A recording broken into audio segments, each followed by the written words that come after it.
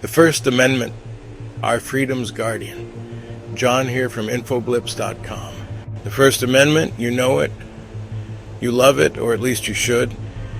It's the cornerstone of American democracy. It protects our right to speak our minds, to assemble peacefully, and to hold the government accountable. It's what makes America, well, America. But here's the thing, freedom isn't free. It takes work, it takes vigilance, and right now, the First Amendment is facing some serious threats. Think about it. What's the first thing dictators do when they seize power? They silence their critics. They shut down the press. They control the narrative. Why? Because free speech is dangerous to dictators and autocrats in power. It exposes their corruption. It challenges the status quo. It gives a voice to the voiceless. And it's not just happening in far-off lands anymore.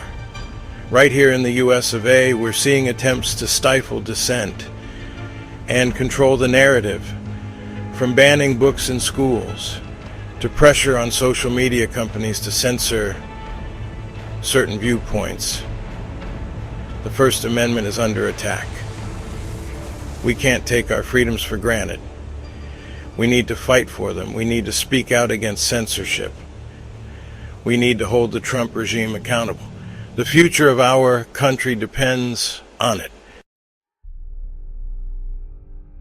Look around the world, people. Authoritarian regimes are popping up like bad sequels to a movie nobody asked for. And guess what their favorite pastime is? You got it, crushing freedom of speech. They shut down newspapers, imprison journalists, pressure news media corporations to fire anchors that speak truth to power. Anything to make sure only their approved version of the truth is broadcast to your TV daily. Why? Because control of the narrative is the game, and manipulation of facts is their weapon of choice. When people can't speak freely and the narrative is manipulated, we can't organize. We can't challenge injustice. We become pawns in a game rigged against us. But here's the really scary part. These tactics aren't limited to overseas dictatorships anymore. The Trump regime is getting in on the act, chipping away at our free speech bit by bit. Trump will call it protecting national security or combating misinformation, but it all boils down to the same thing: silencing voices they don't like. And that's a slippery slope, my friends. Once you start down that path, it's hard to turn back. We need to call out these abuses of power wherever we see them, whether it's in Russia, China, or right here in the good old US of A. Now, let's talk about something that really gets my blood boiling. The government trying to silence our own military personnel. I mean, come on, folks. Trump, a twice impeached convicted felon, firing chairman of the Joint Chief of Staff, General Charles Q. Brown. A man that dedicated his life to this country, and the military really pisses me off. This man has put his life on the line for our country. The least Trump could do is let him complete his term. But nope. Apparently that's too much to ask. We've seen cases of military officers being punished or even discharged for expressing their opinions. Take the case General Mark Milley, for example. The man is an American hero who spoke truth to power, giving his assessment of Trump, identifying him as a true fascist. And let's not forget about the top JAG officers who were replaced by Pete Hegseth, a man Trump elevated from a Fox Weekend News host to Secretary of Defense. The JAG officers were silenced, sidelined, and basically told to shut up and color inside the lines. What kind of message does that send? That dissent is not tolerated, even when it comes from the people sworn to protect our freedoms. It's a dangerous game the Trump regime is playing. When you silence the voices of those who have dedicated their lives to serving our country, you erode trust, you stifle debate, and you weaken our national security. Section 4. Whose news is it anyway? Let's talk about the news, folks. You know that thing you're supposed to watch to stay informed about the world? Well, here's a fun fact. The people delivering the news don't always reflect the diversity of the people watching. Shocking, I know.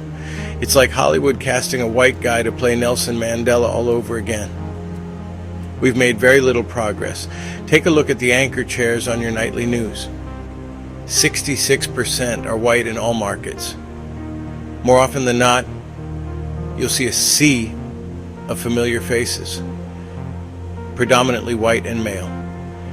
And it's not just about who's on camera. It's about who's behind the scenes, calling the shots, shaping the narratives.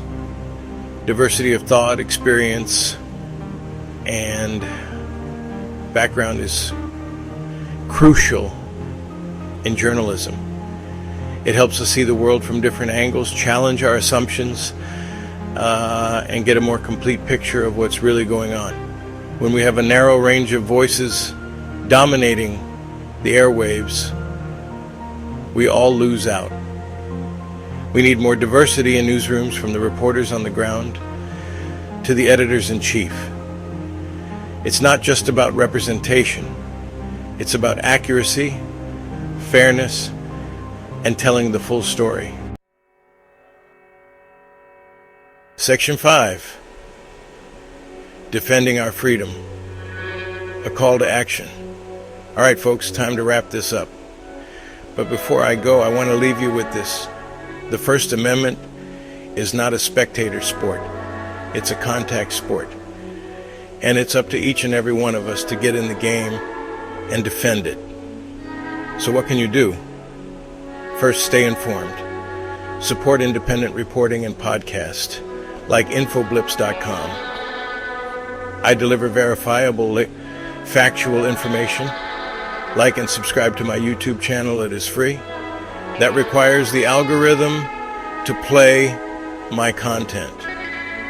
Read up on First Amendment issues, follow organizations that are fighting for free speech, and pay attention to what's happening in your community and beyond. Second, speak out. Don't be afraid to express your opinions, even if they're unpopular. Now is the time. Make no mistake, America is experiencing a repeat of Germany. 1933. Challenge censorship wherever you see it. Write to your elected officials, attend protests, be loud, and make your voice heard. And finally, support organizations that are on the front lines of defending free speech. Groups like the ACLU, the Electronic Frontier Foundation, and the Committee to Protect Journalists are doing incredible work, but they need our help. The First Amendment is under attack, folks, but together we can fight back. We can protect our right to speak freely, to assemble peacefully, and to hold the Trump regime accountable. The future of our country depends on it. Stay vigilant, stay engaged, and stay loud. Until my next video, be safe, and remember, the best way for evil to prevail is for good people to do nothing. Peace out.